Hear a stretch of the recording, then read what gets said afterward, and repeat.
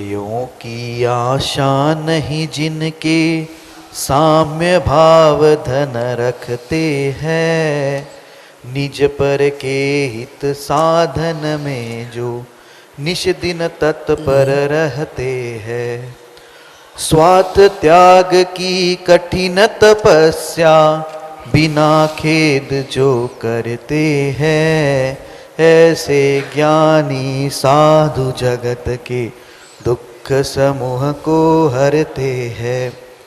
बोलो पंच परमेष्ठी भगवान की, 1008 श्री आदिनाथ भगवान की, अंतिम तीर्थेश भगवान महावीर स्वामी की जय। बोलो आचार्य भगवान गुरुवर श्री विशुद्ध सागर मुनि महाराज की जय। श्रमण मुनि श्री सुप्रभ सागर जी महाराज की जय। श्रमण मुनि श्री प्रणत सागर जी महाराज की जय। जैन बंधुओं, समीचीन विकल्पों का सम्यक समाधान, इस कार्यक्रम में मैं आप सभी का स्वागत करता हूं। YouTube चैनल सुप्रभ वाच की प्रस्तुति समीचीन विकल्पों का सम्यक समाधान।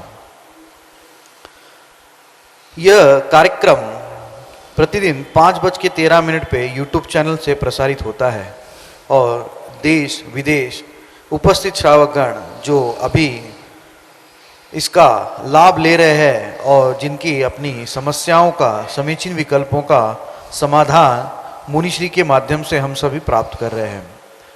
इसी श्रृंखला को आगे बढ़ाते हुए आज का यह कार्यक्रम या आज का यह एपिसोड हम शुरुआत करते हैं एवं मुनिश्री के चरणों में बारंबार नमोस्तु करते हैं और मुनिश्री प्रणत सागर जी महाराज को यह विनंती करते हैं कि आज का कार्यक्रम को गति प्रदान करते हुए हमें आशीष प्रदान करें। नमोस्तु नमोस्तु नमोस्तु। ओम नमः सिद्धिभ्य पंच परमेष्टि भगवान की, परम पूज्य आचार्य भगवंत गुरुवर विशुद्ध सागर जी मुनि महाराज की, परम पूज्य मुनि श्री सुप्रभ सागर जी महाराज की।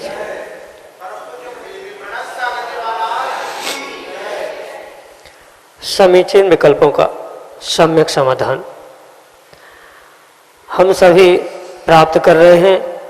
परम पूज्य आचार्य भगवंत गुरुवर विशुद्ध सागर जी महाराज के मंगल सभा शिष्य, उन्हीं के सुयोग्य शिष्य परम पूज्य मुनि श्री सुप्रभ सागर जी महाराज के मुखारविंद से परम पूज्य आचार्य भगवंत गुरुवर विशुद्ध सागर जी महाराज के स्वर्णिम जन्म जयंती वर्ष की एक अनूठी उपलब्धि हम सभी सुधी स्वाध्यायी श्रावक श्राविकाओं के लिए प्राप्त हुई, जिसका नाम है सम्यक समाधान।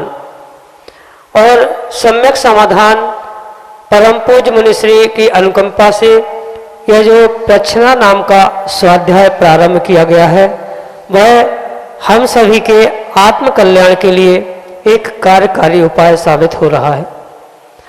क्योंकि देश के विभिन्न अंचलों से अनेकानेक सुधी श्रावक श्राविकाओं के माध्यम से हमें प्रतिदिन अनेकानेक समीचीन प्रश्न, समीचीन विकल्प प्राप्त हो रहे हैं और उनका आगमोक्त विधि से परम पूज्य मुनिश्री सुप्रभ सागर जी महाराज सम्यक समाधान प्रदान कर रहे हैं। विकल्प किसी एक का है, लेकिन समाधान अनेकानेक श्रावक श्राविकाएं प्राप्त कर रहे हैं। ऐसे यह अनूठी उपलब्धि सम्यक समाधान जो हमारे आत्म कल्याण का मार्ग प्रशस्त करने वाला है, नियम से हमें निर्विकल्प बनाने के लिए एक कार्यकारी उपाय साबित हो रहा है। प्रारंभ करते हैं आज का सम्यक समाधान। और आज का पहला विकल्प छिंदवाड़ा मध्य प्रदेश से मुकेश लोहाड़िया टोनू परम पूज्य मुनिश्री के चरणों में सपरिवार कोटि कोटि नमोस्तु निवेदित करते हुए अपना समीचीन विकल्प रख रहे हैं कि महाराज जी, वर्तमान समय में आजकल जो बच्चों के जन्म हो रहे हैं वह लगभग ऑपरेशन के माध्यम से ही हो रहे हैं, और जो भी माता पिता ऑपरेशन कराते हैं वह मुहूर्त निकलवा कर कराते हैं। ऐसे में उत्पन्न होने वाले जातक मुहूर्त के अनुसार श्रेष्ठ होगा या जो नियति लेकर उत्पन्न हुआ है वैसा होगा, क्योंकि सामान्य जन्म में वह अपने नियत समय को लेकर आता है। अब यदि कुंडली के अनुसार से मुहूर्त निकलवा कर ऑपरेशन करवाते हैं तो वह जातक किस प्रकार के भाग को लेकर आया है यह कैसा समझना चाहिए। सम्यक समाधान के माध्यम से हमारा मार्गदर्शन करने की अनुकंपा करें। नमोस्तु महाराज जी, नमोस्तु। ओम नमः सिद्धम परम पूज्य आचार्य भगवान गुरुवर विशुद्ध सागर जी महाराज की, परम पूज्य मुनि श्री सुप्रभ सागर जी महाराज जी की। कुछ दिन पहले ही हमने कहा था यह ज्योतिष मुहूर्त ये सब कुछ निमित्त हुआ करते और इन निमित्तों के अनुसार ही जीवों का अगर कार्य होना प्रारंभ हो गया तो जीव का उपादान कहाँ जाएगा। चाहे वर्तमान में माता पिता मुहूर्त देखकर बालक के जन्म के लिए ऑपरेशन आदि करा रहे हैं, पर यह निर्णय हमें भीतर से करना होगा।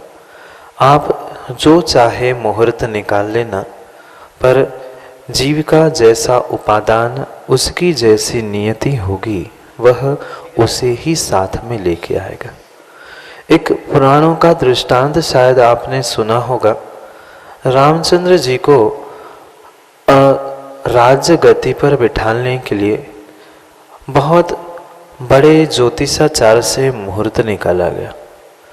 जितने मंगल द्रव्य थे उन मंगल द्रव्यों को ले आया गया। सब कुछ तैयारी हो गई, पर क्या रामचंद्र जी का राज्याभिषेक हो पाया? नहीं हो पाया।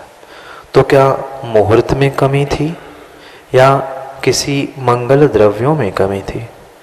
कमी किसी बाहर के निमित्तों में नहीं थी, ऐसा ही कर्मों का नियोग उनके साथ था और भाव मंगल का अभाव था। इसलिए कितने भी कृत्रिम प्रकार से मुहूर्त निकालकर बालकों को जन्म दे देना या उसके अनुसार कुंडली बनाकर बालक बहुत योग्य है यह प्रस्तावित कर देना, ये भी दूसरों के साथ छल नहीं है, अपितु अपने स्वयं के साथ ही बहुत बड़ा छल है। क्योंकि ये मुहूर्त ज्योतिष ये सब कुछ निमित्त भूत मात्र हमारे लिए कुछ अंशों तक प्रभावित करने वाले हो सकते हैं, पर सर्वथा उनका ही प्रभाव व्यक्ति के जीवन में पड़ता है ऐसा नहीं है। मैं किंचित भी किसी ज्योतिष विद्या आदि का निषेध नहीं कर रहा हूँ, पर ये बात समझनी होगी टोनू भाई तुम्हें कि ये मात्र निमित्त भूत ही होते हैं। अगर हमारा उपादान पुण्य तीव्र तेज चल रहा है तो ये निमित्त कार्यकारी नहीं है। जितने तीर्थंकर भगवान हुए, जितने अरिहंत भगवान हुए, सिद्ध हुए, उन्होंने कोई भी कार्य के लिए मुहूर्त नहीं देखा। ना जन्म के लिए उन्होंने मुहूर्त खोजा था, ना दीक्षा लेने के लिए उन्होंने मुहूर्त खोजा था, अपितु उनके जन्म कल्याणक, दीक्षा कल्याणक, तप कल्याणक आदि ही स्वयं में आने वाले समय के लिए मुहूर्त बन गए। समझने जैसी बात यहाँ यह है कि हम इन निमित्तों में उलझकर कितना ही पुरुषार्थ कर ले, पर जीव का अगर तीव्र पुण्य का उदय है तो ये निमित्त उसे कभी भी नेगेटिव रूप से या पॉजिटिव रूप से प्रभावित नहीं कर सकते। इसलिए बहुत अच्छी बात तो समझने योग्य यही है कि हम अपने उपादान, अपने पुण्य को संभलने का और समझने का प्रयास करें। इन निमित्तों से सब कुछ कार्य सिद्ध नहीं होते। निमित्त भूत अवश्य होते हैं। ये भी परम सत्य है कि निमित्त हमारे लिए कुछ अंशों में सहकारी तो हो सकते हैं, पर कार्यकारी तो मेरा स्वयं का उपादान और मेरा स्वयं का पुण्य ही होता है।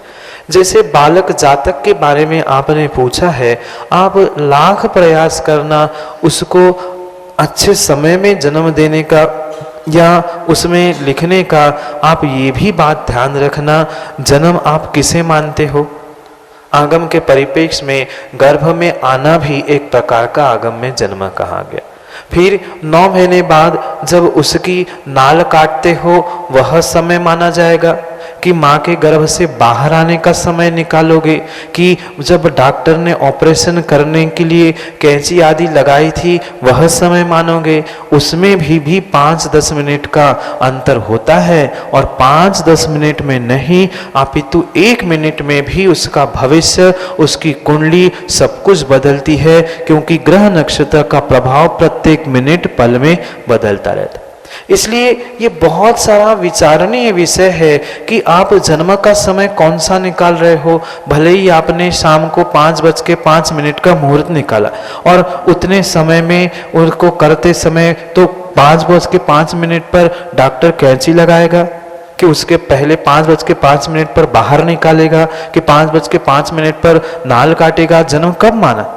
ये सब कुछ मानने न मानने की बातें हैं। इसलिए इसमें ना उलझकर, इन निमित्तों में ना उलझकर हम अपने पुण्य को और अपनी होनहार पर, भविष्य पर और पुरुषार्थ पर विश्वास रखते हुए क्रियाएं करेंगे तो नियम से हमारा जीवन उन्नत होगा। क्योंकि प्रत्येक माता पिता अपने बेटे को अच्छे संस्कार ही देना चाहते हैं और उसका जीवन अच्छा ही बनाना चाहते। पर क्या माँ सभी माता पिता ने अपने सभी बच्चों को एक सा ही पालन पोषण करके एक से संस्कार देने का प्रयास करने के बाद भी क्या सभी बच्चे एक से हुए? नहीं हो सकते। कितना ही शिक्षक, टीचर, गुरुजी या माता पिता उन्हें अच्छे संस्कार देने का प्रयास कर ले, अच्छे मुहूर्त में जन्म देने का प्रयास कर ले, पर जीव का उपादान नहीं है, पुण्य नहीं है, तो आप लाख कोशिश कर लेना, उसका जीवन या उसका भविष्य सुधरने वाला नहीं है। इसलिए उसका भविष्य उसके स्वयं के हाथ में, उसके उपादान, उसके पुरुषार्थ आदि सभी समवायों से संभव है। भाग्य, ज्योतिष, मुहूर्त कुछ तो होता है, पर सब कुछ नहीं होता। सब कुछ हमारे लिए उपादान होता है, निमित्त कुछ कुछ होता है। उस कुछ के पीछे हम सब कुछ ना खो बैठे, यही आपके लिए सम्यक समाधान। नागपुर महाराष्ट्र से सर्वोदय जोहरापुर कर परम पूज्य मुनिश्री के चरणों में बारंबार नमोस्तु निवेदित करते हुए अपना समीचीन विकल्प रख रहे हैं कि महाराज जी, हम स्वाध्याय करते हैं, प्रवचन सुनते हैं, समझते भी हैं, पर उसे जीवन में क्यों नहीं उतार पाते? जानते हैं पर मानते क्यों नहीं हैं? हमारे समीचीन विकल्प का सम्यक समाधान करने की अनुकंपा करें। नमोस्तु महाराज जी, नमोस्तु। अनादिकाल से हमारी सभी जीवों की यही भूल होती आई है कि जानने के लिए तो हम बहुत कुछ जान लेते हैं, पर उसे जब भी मानने का समय आता है तब हम अपने अपने मन की ही तानने लग जाते, अपने ही मन की करने लग जाते हैं।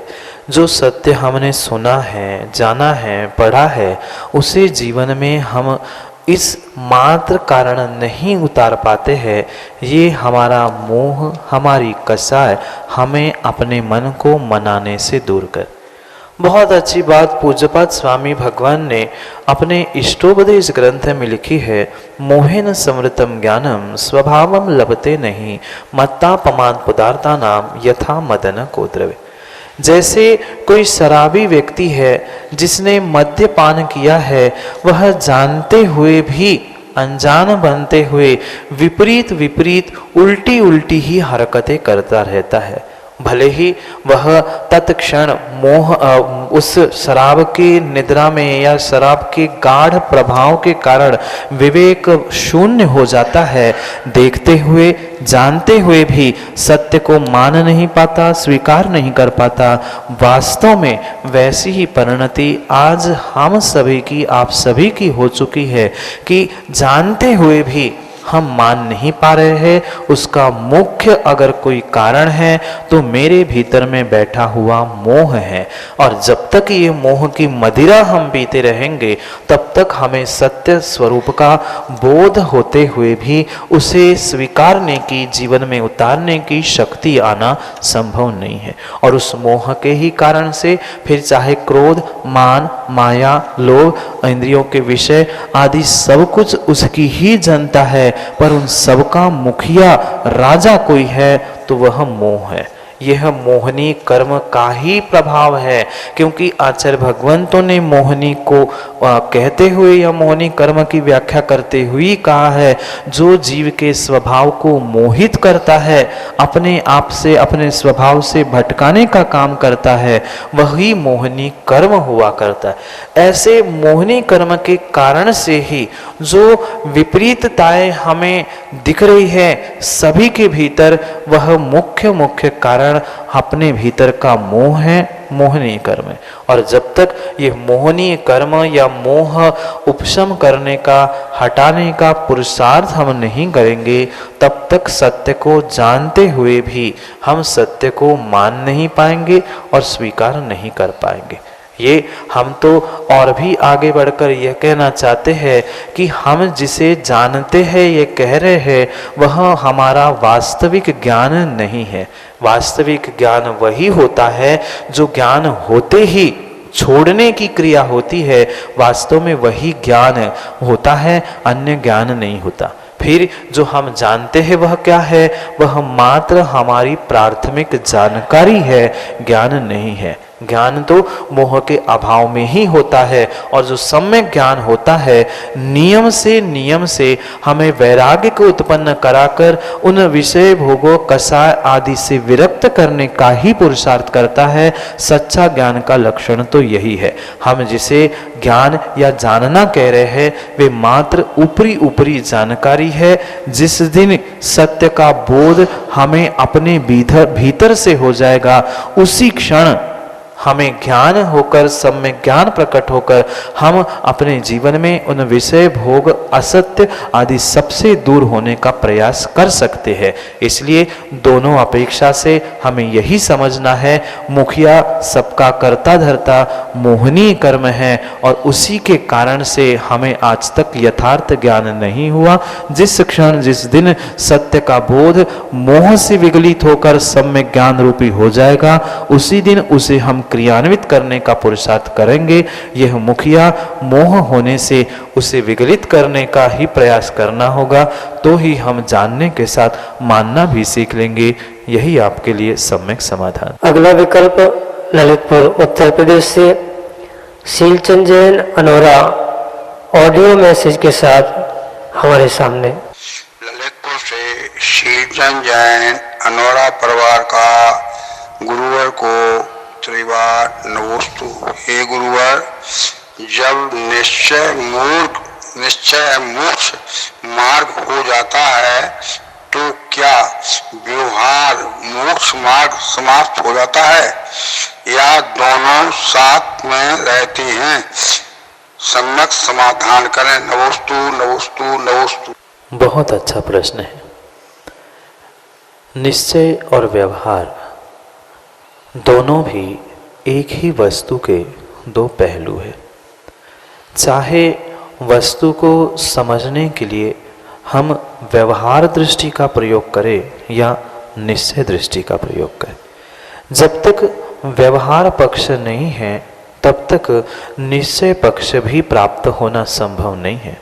और जब तक निश्चय पक्ष को लक्ष्य नहीं बनाया है तब तक व्यवहार पक्ष और व्यवहार की क्रियाओं को भी करने से कोई भी प्रयोजन नहीं है। जैसे कि नदी होती है, उस नदी के दो तट होते हैं, उस दोनों तटों के बीच में जो बहने वाली होती है उसे ही नदी कहा है। ऐसे ही व्यवहार पक्ष, निश्चय नय और निश्चय पक्ष, ये वस्तु स्वरूप के दो तट कहे गए हैं। वस्तु स्वरूप को देखने के लिए, वस्तु स्वरूप को समझने के लिए ये दो पहलू, दो एंगल, दो दृष्टिकोण बताए गए हैं। मात्र निश्चय नय मतलब वस्तु नहीं है और व्यवहार नय मतलब भी वस्तु नहीं है। नदी का कोई एक किनारा मतलब नदी नहीं है, अपितु नदी में प्रवेश करने के लिए जो तट होते हैं वह उसके दो भिन्न भिन्न तट होते। ऐसे ही नदी के जैसे दो तट है, ऐसे ही वस्तु स्वरूप के दो पहलू एक निश्चय और एक व्यवहार रूप कहा गया है, जिसके द्वारा हमें वस्तु स्वरूप को प्राप्त करने का पुरुषार्थ करना होगा। ना मात्र व्यवहार पक्ष मतलब वस्तु है और ना मात्र निश्चय पक्ष मतलब वस्तु है। उन दोनों के मध्य में वस्तु कोई भिन्न ही है और उसे देखने के लिए निश्चय पक्ष और व्यवहार पक्ष कहा। जैसे कि आपने निश्चय मोक्ष मार्ग या निश्चय रत्नत्रय के विषय में पूछा है, पहली बात तो हमें यह समझनी होगी कि बिना व्यवहार रत्नत्रय या बिना व्यवहार मोक्ष मार्ग प्राप्त किए बिना किंचित भी निश्चय मोक्ष मार्ग या निश्चय रत्नत्रय की प्राप्ति होना संभव नहीं है। जो निर्ग्रंथ भेष, पिछी कमंडल आदि प्राप्त करना है, व्यवहार से 28 मूल गुणों का पालन करना है, ये सब कुछ व्यवहार रत्नत्रय या व्यवहार मोक्ष मार्ग कहा। और इसके साथ साथ जो अपने आत्मा का ही बोध होना, आत्मा में ही क्रियाओं को लगा लेना या आत्मा में ही रममान हो जाना, वास्तव में यही निश्चय रत्नत्रय कहा है। क्योंकि मात्र व्यवहार रत्नत्रय की या व्यवहार मोक्ष मार्ग की व्याख्या आपने सुनी होंगी कि तत्वार श्रद्धा मोक्ष मार्ग और सम्यक दर्शन ज्ञान चारित्राणी मोक्ष मार्ग, उस तत्वों का श्रद्धान करने से सम्यक दर्शन, पर मात्र बाहर के तत्व नहीं, जहां अपने जीव द्रव्य पर जीव तत्व पर श्रद्धान होगा वही निश्चय से सम्यक दर्शन है। और उसका ही विशेष विशेष आत्मा का जीव का ज्ञान कर लेना, यही निश्चय से सम्यक ज्ञान है। और उस आत्मा में ही क्रीड़ा करना, रममान हो जाना, उसे ही निश्चय से चारित्र कहा गया। पर यह भी परम सत्य है कि बिना व्यवहार रत्नत्रय प्राप्त किए बिना निश्चय रत्नत्रय प्राप्त होना संभव नहीं है। आप ऐसा भी सर्वथा नहीं कह सकते हैं कि निश्चय रत्नत्रय प्राप्त होने पर हम व्यवहार रत्नत्रय से दूर हो जाते हैं या व्यवहार रत्नत्रय छूट जाता है। अगर व्यवहार रत्नत्रय बाहर के अपने जीव द्रव्य के श्रद्धान को मात्र धारण करके बाकी देवशास्त्र गुरु पर हमारा अश्रद्धान हो गया, तो क्या वह हमारा निश्चय सम्यक दर्शन बचेगा? नहीं बचेगा। इसलिए ये परम सत्य हमें स्वीकार करना होगा कि जहां निश्चय रत्नत्रय या निश्चय मोक्ष मार्ग होगा वहां पर व्यवहार मोक्ष मार्ग होगा।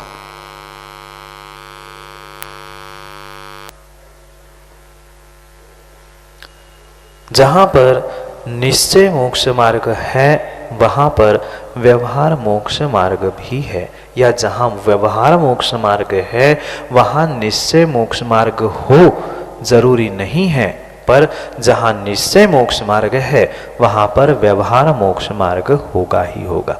क्योंकि जो बाहर में भेष और दिगंबर मुद्रा, पिछी कमंडल, 28 मूल गुणों का पालन, ये जो व्यवहार से रत्नत्रय या मोक्ष मार्ग कहा है, उसके साथ साथ जो भीतर के भावों के साथ सम्यक दर्शन श्रद्धा के साथ अपने जीव द्रव्य जीव तत्व के प्रति जो हमारी क्रियाएं चल रही है, वह निश्चय रूपी मोक्ष मार्ग रत्नत्रय तो होगा ही होगा, पर निश्चय के साथ ही व्यवहार होगा, व्यवहार के साथ निश्चय हो ही यह जरूरी नहीं।